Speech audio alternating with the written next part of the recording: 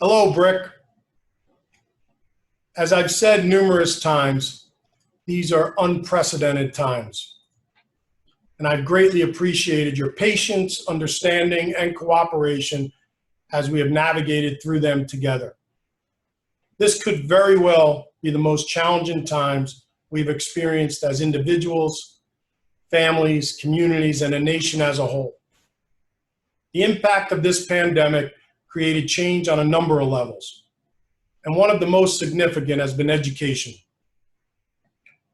First, let me say how thankful and appreciative I am of the hard work of our staff and administrative team, especially Ms. McNamara and our District Restart Committee.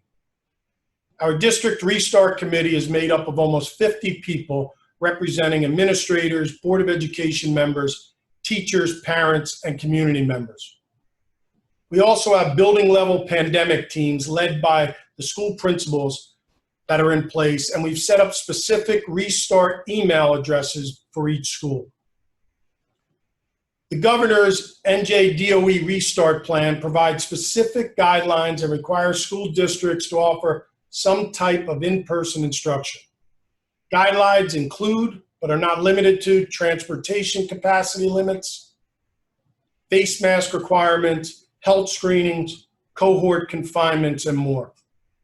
Under these guidelines, BRIC would not be able to educate 100% of our student population in person at once. Thus, as we stated last week, BRIC schools will start with a weekly hybrid schedule in September.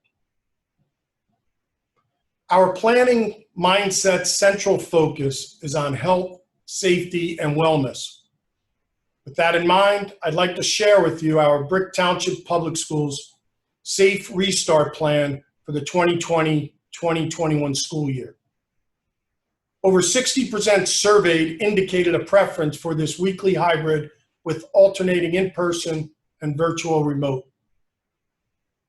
Based on the New Jersey Department of Education's The Road Back, Restart, and Recovery Plan for Education's guidance, where we have met and in many cases exceeded, our district restart model is a combination of in-person instruction and remote learning.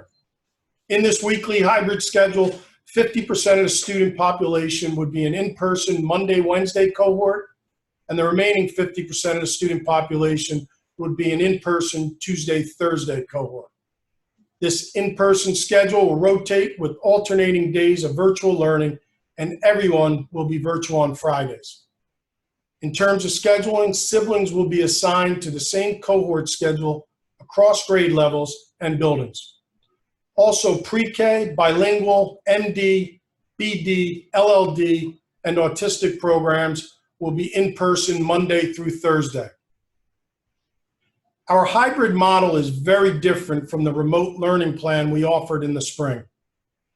In the spring, we developed the model in response to a crisis with ever-changing timelines. This model was flexible and based on the resources of our families at that time. With students sharing devices, we cannot implement synchronous instruction with live teaching at a scheduled real time. It became our priority to use federal funding through the CARES Act to purchase devices so that in September, every student will have access to instruction with a district-issued device. In our hybrid or brick and click model, attendance will be taken each day for students who are in person in the brick and mortar, brick setting, or participating virtually, our click setting. A dynamic technology package will enable virtual learners to participate in morning meetings and receive instruction through the interactive whiteboard, Screencastify, and other technology applications at scheduled times throughout the school day. Students who have selected a remote program will be assigned to a class and participate each day as a click student. Google Classroom will be utilized as our main interactive digital platform for completing assignments, facilitating communication, and providing feedback. One platform supports families by providing a consistent tool among all grade levels. An FAQ document will be communicated next week based on questions and feedback to the building level pandemic team's restart emails. Also, further information next week on remote teaching and instruction simulations and other documents will all be forthcoming. We will also be revising our 2020-2021 district calendar to include staff professional development days that'll take place from September 1st to September 3rd.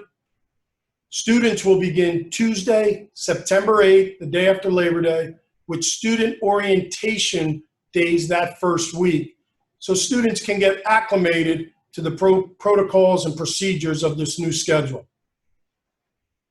Also, there will be an early dismissal schedule in place for the month of September as an acclimation period, and we will reassess after September as we further go along.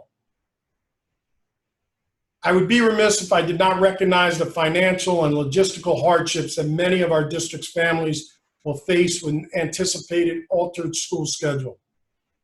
Unfortunately, creating this upcoming school year's calendar continues to present many challenges. As we move forward together, the district will be focused on health and safety and the delivery of high and quality instruction. We recognize that in-person learning is important, but public health is vital and should take precedence. Successful implementation of our plan is dependent on a shared responsibility of a mutual respect for each member of our community. I thank all of you in advance for your commitment to one another.